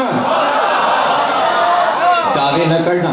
لیکن اب علی نے تو بتا دیا، مسئلہ حل ہو گیا. جبریل کے لیے آ گئی مشکل کہ کیوں اٹھے، کیوں اٹھے؟ اس لیے کہ کہیں لوگ یہ نہ کہیں پہلے سے علی نے ایک آدمی کو جبریل بنا کے بٹھا دیا تھا، اب جبریل کیا کریں، اب جبریل کیا کریں. اس لیے مادی چولا اتارنا پڑا. دو پہلو، ایک پہلو پر مادی شک ہو رہا تھا مادے میں، اس لیے جبریل نے چاہا کہ ان کا شک یقین میں بدل جائے. اس لیے ایک بار اپنے پروں کو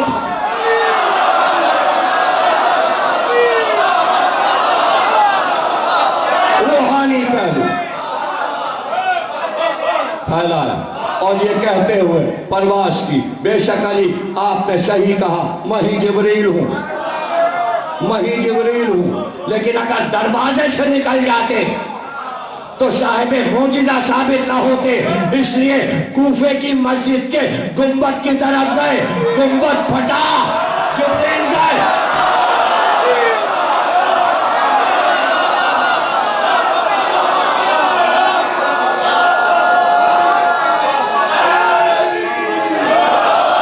نہیں سمجھے؟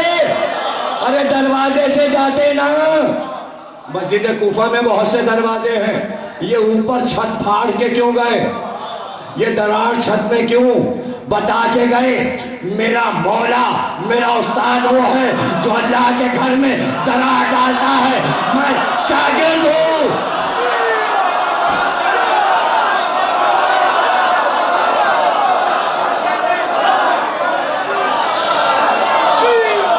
میں ہوں علی کا شاگرد.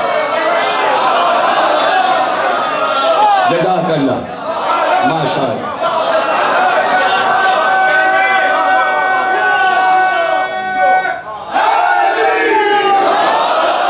دونوں پہلو الگ الگ رکھ کے دیکھیں اور پھر ملا دیں، اس لیے کہ ملے ہوئے ہیں. میں الگ الگ کر کے بتا رہا ہوں تاکہ پہلے اسے بھی سمجھ لیجئے اور اسے بھی سمجھ لیجئے. ہاں خط آیا ہے، خط آیا ہے، مدینے کے گورنر کے پاس آیا ہے. حسین کو معلوم ہے، پہلے سے معلوم ہے. لوگوں نے کہا کیوں بلایا ہے ولید نے؟ امام نے فرما دیا حاکم شام مر گیا. ابھی خط میں یہ لکھا ہوا ہے آئے گا، اب اعلان ہوگا. حسین نے پہلے بتا دیا. یہ ہے روحانی پہلو. خبر سننے گئے، یہ ہے مادی پہلو. کچھ بھی نہیں سمجھے؟ یعنی امام کے زندگی کے دو پہلو ہیں. روحانی پہلو سے بتا دیا مادی نہیں ہوں، مجھے معلوم ہے وہ مر گیا. دنیا میں کہیں کوئی مر جائے پہلے امام کو معلوم ہوتا ہے، پہلے امام کو پتا چلتا ہے وہ مر گیا. کہاں سمجھے آپ؟ وہ مرتا ہی نہیں جب تک امام سرہانے نہ جائیں. نہیں سمجھے؟ ارے ابھی تو اسے جہنم بھیج کے مدینے آئے.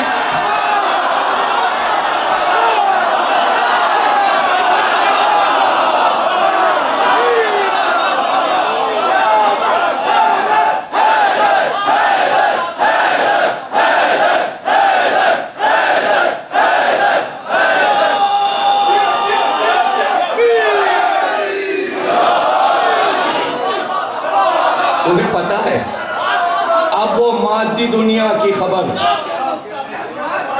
تو چلو مادی نقطۂ نظر سے چلو. کوئی طاقت نہیں، ہم جائیں گے. وہ کیا کریں گے؟ ہم جاتے ہیں. تو اب کیا چیز، کس چیز کے ساتھ حسین جا رہے ہیں؟ نہیں بھول گیا، اکیلے علی. شان حیبت نسل میں چلے گی، مہدی تک آئے گی. ذوالفقار چلنے سے پہلے صرف مہدی کی حیبت ایسی ہوگی کہ ملک لرز جائیں گے. حیبت اور شان، حیبت مہدی، شان ایک امام کی شان ہوتی ہے. اس شان کے ساتھ چلے. اب یہ بہن کی محبت جو سب کے پاس، ہر بہن کے پاس بھائی کے لیے تم بھی جاؤ، تم بھی جاؤ، تم بھی جاؤ، تم بھی جاؤ، ساتھ رہنا، ساتھ. اب حسین نے کہا میں اکیلے جاؤں گا. کیا؟ یعنی کوئی تلوار لے کے نہیں، یعنی مادی وسائل میں بھی ساری چیزیں ترک کر کے اپنی شان و حیبت کے ساتھ. اب ایک نبی کے خاندان والوں میں، اولیاء میں، اوصیاء میں ایک اور شان ہوتی ہے. شان میں شانیں گنائیں گے. یعنی شان، ایک شان وہ تو ہے مجموعہ، اس کے اندر کتنی شان ہے، پھر کتنی شان ہے، پھر کتنی شان ہے. سارے پھول مل کر ایک گلدستہ بنتا ہے. اس مجموعے کو ہم آپ کو دکھائیں گے، سجے ہوئے مجموعے کو. تو اس میں سب سے زیادہ حیبت کن چیزوں سے ہوتی ہے؟ کیوں ہے یہ حیبت؟ اور بھی لوگ نہیں، حیبت کیوں ہے؟ ان سے زیادہ خوبصورت کوئی نہیں. ایک چیز روئے زمین پر، عرب اور مدینے کی بات نہیں ہے، مکہ مدینے کی بات نہیں، روئے زمین پر ان سے زیادہ شجاع اور طاقتور کوئی نہیں. یہ شانیں ہیں، سب مل کے شان بنے گی. اور حیبت، ایک لفظ حیبت میں سب کچھ ہے. ان سے زیادہ خوبصورت کوئی نہیں، ان سے زیادہ طاقتور کوئی نہیں، ان سے زیادہ شجاع کوئی نہیں، ان سے زیادہ سخی koئی نہیں. سخی ہونے کی سبب سے سب ان کے احسان مند ہیں. آنکھ نہیں ملا سکتے. حیبت، یہ رحم دل ہیں، یہ کریم ہیں. پھر ان کا شجرہ سب سے اعلیٰ. جس کا شجرہ اعلیٰ ہو وہ کسی کو بھی ڈانٹ سکتا ہے. بیٹھ جا، خاموش ہو جا. پھر یہ علم میں سب سے زیادہ، ان کے علم کے آگے کسی کے پاس علم نہیں. ان کے آگے سب جاہل ہیں، اس لیے سب کو جھکائے. یہ سب کچھ ملا کر حیبت. جانے کدھر سے وار ہو جائے، مادی وار، معجزہ چھوڑ دو. نہیں سمجھ رہے؟ معجزے کو جانے دو. معجزے پر آئیں تو کائنات کو ختم کر دیں. پتہ چلا کردار میں ایک معجزہ ہے، مادے میں معجزہ ہے. اس معجزے کا نام ہے اعلیٰ کردار، شرافت نفسی. اس لیے کہ کوئی مقابل نہیں. یہ ساری حیبتیں لیے ہوئے ایک حسین گورنر کے سامنے. ہوگا گورنر، مشیر بھی، یہ بھی، وہ بھی سبھی بیٹھے. یعنی تیاری تھی، جملے بازی. حسین چلے گئے، بات چیت بھی ہو گئی. بس اتنی سی بات ہو. اس نے کہا وہ مر گیا ہے اور یزید خلیفہ ہو گیا، باپ اس کا مر گیا ہے. آپ بیعت کر لیجئے. بیعت کا خط آیا تو آپ نے فرمایا کہ تجھ کو یہ بات معلوم نہیں، تجھ کو یہ بات معلوم نہیں کہ ہم رسالت کے گھرانے والے، محمد کے نہیں، نبی کے نہیں، رسالت کے گھرانے والے کسی کی بیعت نہیں کرتے. کسی کی بیعت نہیں، رسالت کے گھرانے والے. اس لیے کہ رسالت کا گھرانہ الگ ہے، رسول کا گھرانہ الگ ہے. رسالت کا گھرانہ نہ مکے میں ہے نہ مدینے میں. رسالت کا گھرانہ اس کی دیواریں اٹھتی رہتی ہیں، اونچی ہوتی جاتی ہیں، اونچی ہوتی جاتی ہیں، کوہ طور تک جاتی ہیں، چوتھے آسمان تک جاتی ہیں، ساتویں آسمان تک جاتی ہیں، بڑھتے بڑھتے بڑھتے بڑھتے سما دنا فتدلہ فکانا قاب قوسین او ادنیٰ، یہاں تک کہ 2 کمانوں کا فاصلہ اللہ سے رہ جاتا ہے. رسالت کے گھر کا ہم یہاں کے نہیں ہیں، ہم وہاں کے، یہاں کے نہیں ہیں، وہاں کے. جہاں تک رسالت جائے وہاں تک رسالت کا گھرانہ، ہم وہاں کے، ہم وہاں کے رہنے والے. اس کمینے اور ذلیل کی بیعت، فاسق و فاجر کی بیعت. اور یہ کہہ کے مڑے، یہ کہہ کے مڑے. ابھی آواز بلند نہیں ہوئی تھی، صرف تبصرہ تھا. مروان نے آواز دی، ارے ولید کیا کرتا ہے، حسین ہاتھ سے نکل جائیں گے، سر کاٹ لے. ارے مڑ گئے تھے، ایک بار پھر مڑے اور کہا او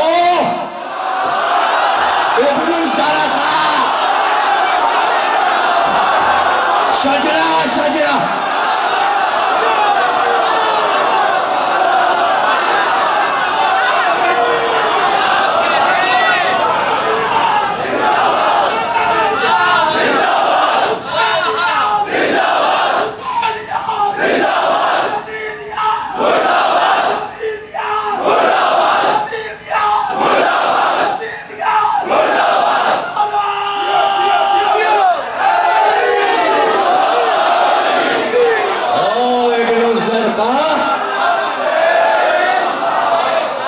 تیری مجال تو سرے حسین کی بات کرے. ابن الزرقہ نیلی آنکھوں والی عورت کے بیٹے، تیری مجال. یہ ہیبت تھی حسین کی کہ ہاتھ میں پانی تھا، وضو کرنے جا رہا تھا مروان، لوٹا چھوٹ گیا، وضو کر رہا تھا، اشارے کر کے کہہ رہا تھا سر کاٹ لو، حسین کا سر کاٹ لو. اب یہ دیکھیے کہ 90 برس کا بوڑھا تو کیوں زندہ رہنا چاہتا ہے؟ ابھی تیرے سامنے حسین بچے ہیں، تو 90 برس کا بوڑھا ہے. نہیں سمجھے؟ بوڑھا کہہ رہا ہے جوان کو مار دو، یعنی تو یہ چاہتا ہے کہ بڑھاپے کی ہوس میں خلافت پائے اور نبی کا نواسہ مارا جائے. کہاں سمجھ رہے ہیں؟ اگر سب کے سمجھ میں تقریر آ جائے تو مولا کا کرم ہے. تو بوڑھا 90 برس کا، 95 برس کا، تجھے جینے کی ہوس ہے اور حسین کو مار دو. تیرے پاس مشن کیا ہے؟ کون سا مشن ہے جس کے لیے کام کر رہا ہے؟ ان کے پاس مشن ہے، اللہ کا دیا مشن ہے، نبی کا دیا مشن ہے، قرآن ہے، دین ہے. تیرے پاس کیا مشن ہے؟ تو بتاؤ دنیا والوں، اس وقت حسین کے پاس دین کا مشن تھا، مروان کے پاس کس کا مشن تھا؟ ارے کہو نا، شیطان کا مشن.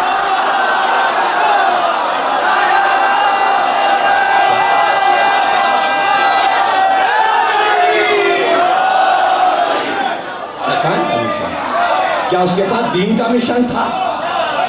ارے وہ ہوس پھر ہو ہی گئی.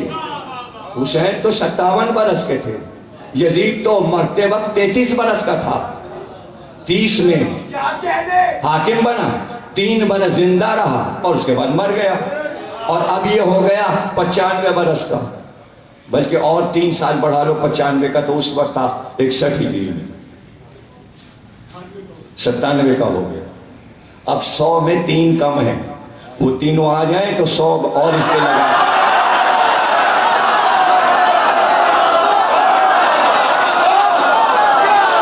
اب ہوا دیکھیں، اب کیا 100 سے اوپر جیے گا؟ مگر دنیا کی حواس لے گئی دمشق یزید کے مرتے ہی، اور اس بڑھاپے میں یزید کی بیوی سے نکاح کیا تاکہ اب تو خلافت مل جائے، اور یزید کے بیٹے کو زہر دے کر تخت پہ بیٹھا، تمنا پوری ہو گئی، بس یہ تھی، یہ مشن تھا، تخت پہ بیٹھ جاؤں، تخت پہ بیٹھ جاؤں۔ مرتے مرتے یہاں پہ دم، لیکن شرارت اس سے بھی اوپر، شر اس سے بھی اوپر۔ اچھا بیٹھ گیا، اب تو پھر انجام بھی تو ویسے ہی ہو، بھگتے بھی تو اب ہیں؟ تو فاختہ نام ہے یزید کی بیوی کا۔ اب ظاہر ہے کہ اتالیق بنا ہے، یہ ہوتا ہے بچہ اگر صدر ہو تو ایک بوڑھا اس کا سرپرست بن کے کہتا ہے ہم چلا رہے ہیں ان کی، ہم چلا رہے ہیں ان کی۔ تو اس نے کہا بھائی بیٹے کا تخت ہے، اور وہ بیوی سے کہہ دیا کہ میں اس کو دے دوں گا، ابھی یہ چھوٹا ہے، بڑا ہو جائے گا تو پھر حکومتی معاملات سمجھ لے گا۔ تو یہ استاد ہیں، استاد، یہ سیاست کے استاد ہیں۔ اب استادی دکھانے دے کے ساری استادی خاک میں مل جائے گی۔ ایک دن وہ گیا تخت پہ بیٹھ گیا تو مروان نے اس کو ڈانٹ کر بھگا، اب وہ ڈرتا تھا کہ مطلب دربار والے سب اس کی طرف نظر کریں گے، ہونے والا خلیفہ۔ وہ جاتا تھا میں تاج، اتنے دنوں کے بعد بڑھاپے میں تو تاج باز بڈھا لال لگام، تو لوگ مجھے دیکھیں۔ وہ روتا ہو گیا، اس نے اماں شکایت کر دی، اس نے کہا کہ یہ بڈھا تو بہت پریشان کر رہا ہے، اسے بے عزتی کی میری دربار میں۔ اس نے کہا اچھا میرے بیٹے کی آج آ جائے گی، آج آ جائے گی۔ تاریخ طبری مسلمانوں کی مشہور کتاب، اس میں سے پڑھا۔ انہوں نے کہا جتنے لحاف گدے ہیں سب نکال دو، اور جتنی 200-250 کنیزیں سب آ جائیں۔ اور یہ اپنے خوابگاہ میں گئے، بستر پہ لیٹ گئے۔ ان کا ایک لحاف ڈالو، بڑے میاں کو سردی لگ رہی ہے۔ دوسری پہلے سے ایک لحاف لیے کھڑی تھی، اس نے کہا دوسرا لحاف ڈالو۔ تیسری آئی، اس نے ایک اور لحاف ڈالا۔ چوتھی آئی، اس نے ایک اور۔ کہا سارے گدے توشک سب کمبل ومبل جتنے گرم کپڑے سب ڈالو، یہاں تک کہ اتنا اونچا پہاڑ بن گیا۔ اس کے بعد اس کے اوپر چڑھی، بیچ میں خود کھڑی ہوئی، کنیزوں سے کہا تم بھی آ جاؤ، اور سب نے کہا کہ اس کے اوپر خوب کوٹو، اس کو خوب گدوں پہ اچھلی، خوب گدوں پہ اچھلی۔ اس کے بعد تاریخ طبری نے یہ لکھا، جناب عالی کیا میں آپ کو بتاؤں، دیکھیں تاریخ طبری کا تلخیص، یعنی کہ اس کو چھوٹا کر 13-14 جلدوں کو چھوٹا کر کے لاہور کے امامیہ اسٹوڈنٹ نے چھاپا، اور صفدر نجفی صاحب نے اس کو کمپائل کیا۔ وہ ملتی ہے کتابوں کی دکان پہ، اس میں پڑھیے گا۔ اس میں لکھا ہے کہ ایک گدا ہٹا، دوسرا ہٹا، تیسرا ہٹا، جنازہ اٹھنے کا سامان ہوا۔ اب جو سارے گدے لحاف ہٹے تو اتنی بڑی چھپکلی ہوئی،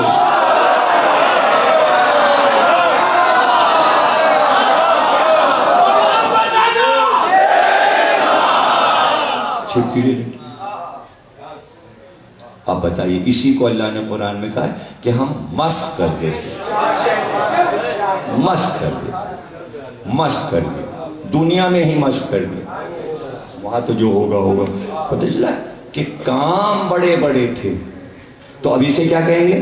یعنی مادی نقطۂ نظر سے کچھ چیزوں کے منظر سامنے آئے دشمنوں کے لیے۔ وہاں کوئی معجز نما امام نہیں موجود تھا جو اپنے دشمن کے لیے معجزہ دکھاتا، نہیں سمجھے آپ؟ یعنی یہ ایک منطقی سفر ہے جیسے جیسے اللہ کے خلاف کام کیا شکل اس کی شیطان سے ملتی چلی گئی. شیطان کو اللہ نے کہا تھا بس کر دیا میں نے، اس کے ابلیس نام ہو گیا. جو شیطان کے لیے کام کرے گا وہ شیطان بن کے مرے گا. بچنا ہے، بچنا ہے، بچنا ہے، بچنا ہے، ابلیس سے بچنا ہے، ابلیس سے بچنا ہے. اور اللہ کے پیارے بندوں کے لیے انہی کے ذکر پہ اپنی زندگی کو لیے چلے جاؤ، ان کے فضائل، ان کے مسائل. اور اگر یہ کہہ دیں یہ تو وہاں تھے بھی نہیں، وہ تو جا چکے، وہ تو قید خانے سے آزاد ہو کے چلے گئے، ان کے جانے کے بعد یہ اب کون انتقام لے رہا ہے ان سے؟ کون؟ ارے کون انہیں مسکیے دے رہا ہے؟ اب پتا چلا ان کا کام جو تھا وہ جس کے لیے تھا انتقام اب وہ لے رہا ہے. ٹھہرو، اسی لیے اللہ نے اپنے 999 ناموں میں ایک نام رکھا ہے منتقم، انتقام لینے والا، انتقام لینے، انتقام وہ لے رہا ہے. ہاں اگر یہ معجزہ دکھانے پر آ جائیں تو معجزہ بھی دکھا، اور پھر ان کا جلال ایسا ہے.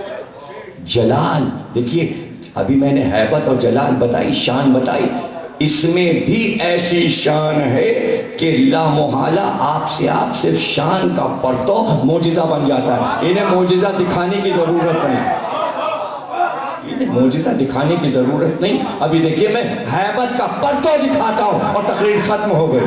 یعنی معجزہ دکھانے کی ضرورت نہیں ہے، صرف ہیبت کا پرتو. دیکھیے گا ہیبت کا پرتو.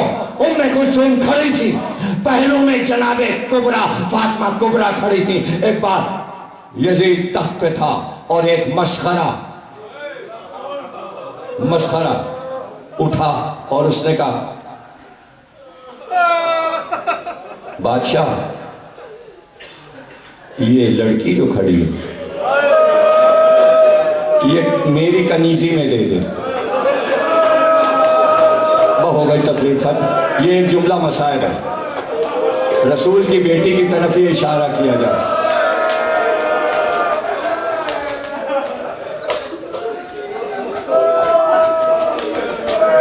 اس نے انگلی سے اشارہ کیا، ہاتھ اٹھا،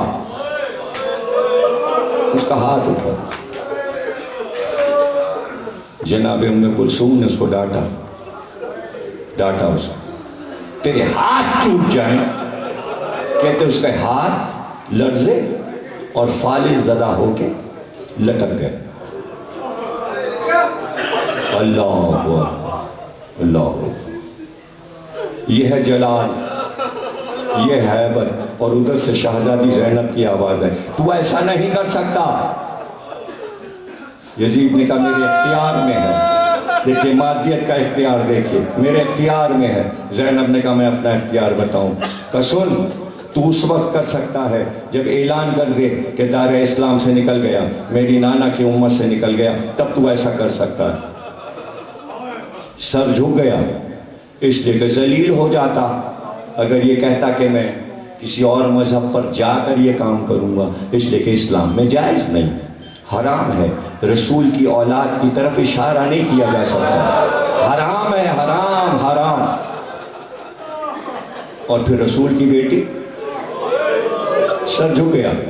بس یہی وہ منزل تھی کہ اپنا کام کر چکے، اب اللہ کی مرضی کچھ اور ہے.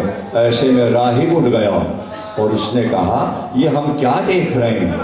یہ کس کا کٹا ہوا سر ہے؟ یہ کون لوگ ہیں جن پر اتنی مصیبت ٹوٹی ہے؟ یزید نے جواب دینا پڑا، اس لیے کہ سفیر تھا، روم کا ایک ملک کا سفیر تھا. کہا یہ حسین. اس نے کہا کون حسین؟ کہا فاطمہ کا بیٹا حسین. کہا فاطمہ تمہارے نبی محمد کی بیٹی؟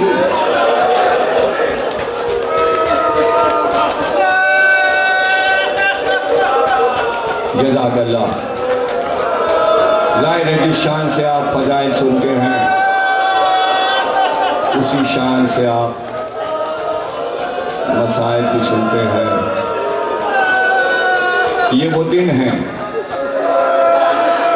دن ہیں کہ جب دربار کا حال پڑھا جاتا ہے، قید خانے کا حال پڑھا جاتا ہے، کیا بیتی ہے ان اسیروں پر،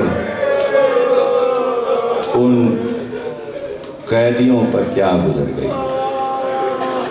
میری مجلس کا موضوع یہی ہے نا، انہوں نے خود قبول کیا کہ مادی نقطۂ نظر سے ہم زمانے کے ظلم سہیں گے، جیسے 13 سال محمد پتھر کھاتے رہے۔ اب معجزہ تو مہدی دکھائیں گے، ہر امام نے ظلم سہا۔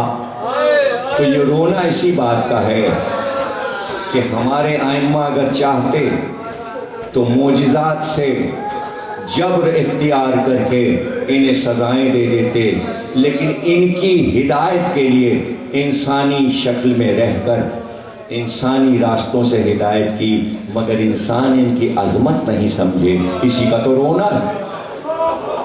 اور ان کو نہیں سمجھے، اس کے معنی رب کا احترام نہیں کیا، اللہ کو نہیں سمجھے۔ اللہ ہے اور اس کی بارگاہ میں ہم بیٹھے یہی کہہ رہے ہیں، پروردگار تیری توحید سلامت، کائنات پہ تیری بڑائی سلامت، تیری بزرگی سلامت۔ لیکن کیسے؟ یہی لوگ تو تھے جو بازاروں میں گئے، قید خانوں میں گئے، تو کس کے لیے سکینہ رو رہی تھی؟ کس کے لیے سکینہ رو رہی تھی؟ یہ چھوٹی سی بچی کیوں تڑپتی تھی؟ کیوں تڑپتی؟ حسین جب جا رہے تھے، ایک جملہ سکینہ نے اور کہا تھا، بابا کوئی راستہ ہے مدینے پہنچا دیجیے، ہمارے جد رسول خدا کی قبر پہ پہنچا دیجیے۔ کہا سکینہ راستے بند ہیں، راستے بند ہیں۔ تو مدینہ یاد تو آتا تھا نا سکینہ؟ کل میں نے کہا تھا نا 18 تک بی بی کا ذکر ہوگا۔ اس پورے عشرے میں ہم روزانہ تھوڑا تھوڑا ذکر اپنی ننھی شہزادی، اپنی اس مخدومہ کا ذکر کرتے ہیں، بی بی کا ذکر کرتے ہیں۔ اللہ اللہ، باپ جسے اتنا چاہے، چچا اتنا چاہے، بھائی علی اکبر جسے اتنا چاہے، اور وہ سکینہ عصر عاشور کے بعد بے سہارا ہو جائے۔ محبت کی سطح جیسے علم کی سطح نہیں ناپی جا سکتی، محبت کی سطح بھی کوئی ناپ نہیں سکتا۔ مکے سے سفر حسین کا کربلا تک جو تھا، تو راستے میں جس بستی اور شہر سے گزرتے وہاں کے سوداگر آتے تھے، اور جو بڑے سردار لوگ گزرا کرتے تھے ان کے پاس ضرور آتے تھے کہ رقم زیادہ ملے گی اور انہیں چیزوں کی ضرورت ہوگی۔ کپڑے والے آتے، پھل والے آتے، کھانے والے آتے، سنار آتے، زیورات بیچتے ہوئے آتے۔ اور جب یہ پتہ چلا انہیں کہ بہت بڑا قافلہ ہے اور خواتین بھی ساتھ جا رہے ہیں، کئی بستیوں میں سنار آ گئے۔ جناب عباس نے آ کر کہا کہ کچھ سنار آئے۔ آپ نے کہا بلا لو۔ وہ آ گئے، انہوں نے اپنے سارے زیورات سامنے رکھ دی، ایک ایک زیور اٹھاتے جاتے تھے۔ یہ ہم نے لے لیا، عباس یہ لو، یہ ہم نے لے لیا، عباس یہ لو، ان کو رقم دے دو، انہیں رقم دے دو۔ دیکھا موتیوں کے 2 بندے رکھے ہیں،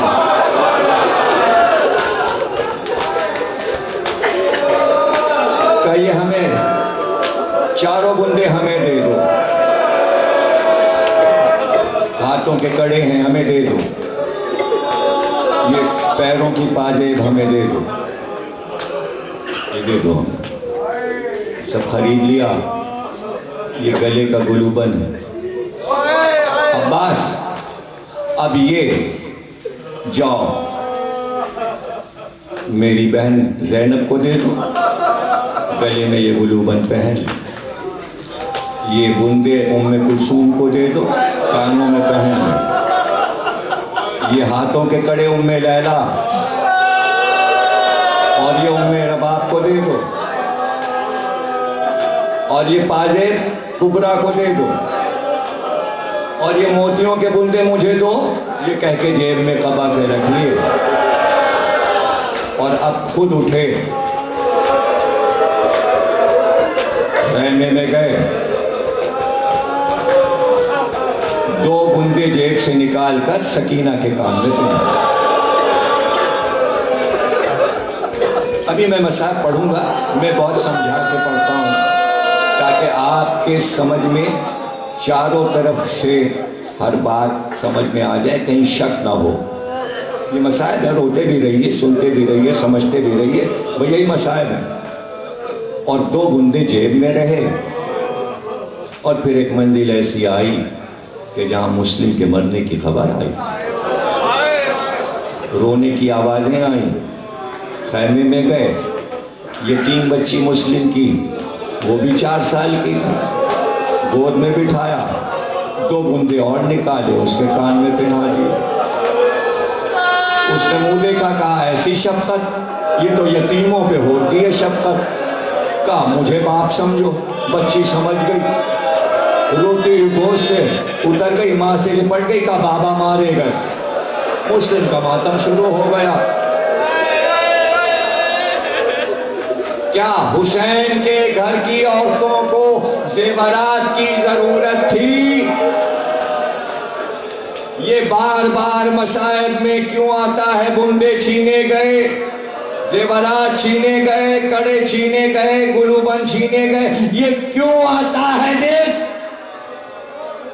رات سمجھو گے، مادی نقطۂ نظر سے دفاع تھا مادی، یہ طے کیا تھا ظالموں نے کہ بعد حسین عورتوں کو اور بچوں کو قتل کر دیں گے۔ حسین نے زیور اس لیے پہنائے تاکہ زیور لوٹ کر چلے جائیں، زینب کا گلا نہ کٹے۔ سمجھایا ہے بھائی، رونا بھی ہے اور سمجھایا بھی ہے تاکہ سکینہ کا گلا نہ کاٹا جائے، صرف بندے کھینچ کے چلے جائیں۔ ان کی زندگی اللہ کو چاہیے تھی، یہ ہے دفاع، یہ ہے دفاع۔ اللہ اکبر۔ اور پھر وہ خیمے میں دار آئے اور چھین چھین کے لے گئے، اتارے نہیں، کھینچ کھینچ کے لے گئے، زخمی کر کے لے گئے۔ وہ زیور لے کے پاگلوں کی طرح بھاگتے ہوئے نکل گئے، خیمے جلا دیے۔ وہ چاہتے تو بڑا ظلم کر سکتے تھے، لیکن بیویوں کی زندگی چاہیے تھی۔ ہاں سکینہ بی بی سلامت رہو، حسین نے انتظام کر دیا، لیکن میں کہوں گا آقا آپ نے کانوں میں دودھ پہنائے تھے تاکہ سکینہ کی جان بچ جائے، مگر قید خانے میں تو بچی مر گئی۔ مولا اس کا کیا جواب؟ ہاں بس قید خانے تک ہم نے چاہا تھا کہ سکینہ زندہ رہے۔ سکینہ کا کام قید خانے تک تھا۔ اچھا بی بی کا کیا کام ہے؟ بی بی نے کیا کارنامے انجام دیے؟ بی بی نے مجلس پڑھنے کا طریقہ بتایا، دن ہو، صبح ہو، شام ہو، رات ہو، ہر طریقے سے بی بی بیان کر کے بتاتی تھی۔ شہداء کو رویا کیسے جاتا ہے؟ صبح ہوتی قید خانے کے دروازے کی سلاخوں کو پکڑ کے کھڑی ہو جاتی اور باہر آسمان کو دیکھتی رہتی، اور جب شام ہوتی زینب قریب آ جاتی، بی بی تھک گئی ہوگی، آؤ اب بیٹھ جاؤ، کب تک یہاں کھڑی رہو گی؟ نہیں پھوپھی اماں ہم تو بس یہ دیکھتے ہیں صبح کو سارے پرندے جاتے ہیں اور پھر ہم انتظار کرتے تو اماں یہ شام کو واپس آتے ہیں. پھوپھی اماں یہ پرندے روز کہاں جاتے ہیں اور پھر واپس آ کے کہاں جاتے ہیں؟ زینب نے کہا سکینہ یہ اپنے گھروں کو واپس جا رہے ہیں، شام ہو گئی.